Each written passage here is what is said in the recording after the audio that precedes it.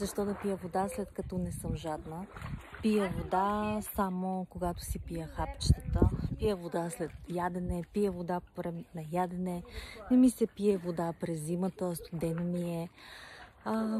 Не ми е вкусна тази вода и такива и други подобни фрази съм чувала през последните от години, откакто водата ми е истинска страст. Днес препрочитам книгата за живата вода и много искам да ви спомена за 4 основни признака, които показват, че тялото ни вече е хидратирано. Един от тези признаци е желанието ни да консумираме кафе и газирани напитки. И много често пие ни се нещо газираничко, нещо сладичко, пие ни се дори биричка, кафенце, а всъщност тялото ни показва, че има нужда от вода. И това е един много коварен показател за дехидратация. Знаете, че хидратацията е изключително сериозна и важно е да взимаме мерки време, защото съответно от нея проистичат и огромен процент от заболяванията в дългосрочен план.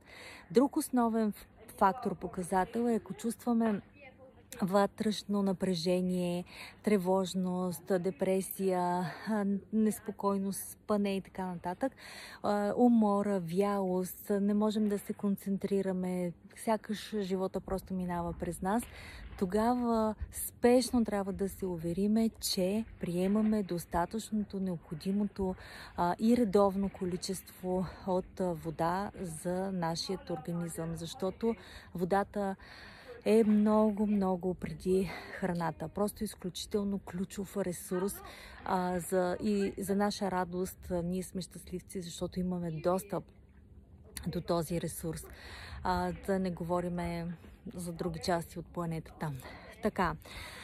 И така, за един друг основен признак е, както казах, за жаждата ни за кафе, за газирано, това усещането за напрежение, за умора.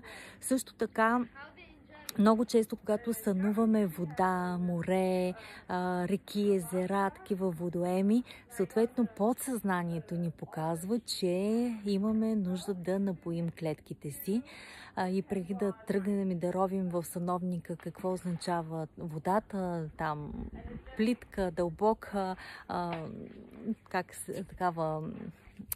свежа, чиста, замърсена и така, преди това е нужно да се дадем сметка, че всъщност подсъзнанието ни показва, че ние имаме нужда да нахраним клетките си с вода.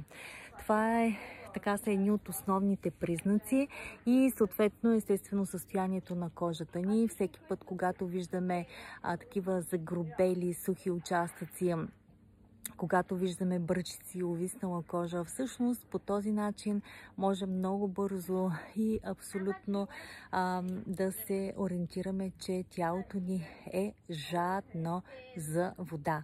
Поздрави от дъждовна и облачна Тоскана. Може да си представите, знаете всъщност тя колко е красива във всеки един сезон, по всяко едно време, но особено сега след дъжд във въздуха, това усещане на озон, наистина всичко е пречистено, свежо, спокойно, измито, изкъпано и е много приятно да бъда тук. И така, днес е моят ден да си чета и съответно много исках да споделя тази информация с вас. Просто да ви напомня, пийте вода, защото често до един и същи център, реално в мозъка ни, това желание за жажда и за глад достига до един и същи център до мозъка ни и ние бъркаме потребността ни, бъркаме жаждата с глада и вместо вода даваме на тялото храна и оттам насетне объркваме много сериозно жизнените процеси в организма. И това, че да си черпим редовно с качествена водичка, за да ни е мирна главичка. Поздрави и хубав хидратиран ден. Вижте небето отзад зад мен. Толкова красиво. Моля, разкош.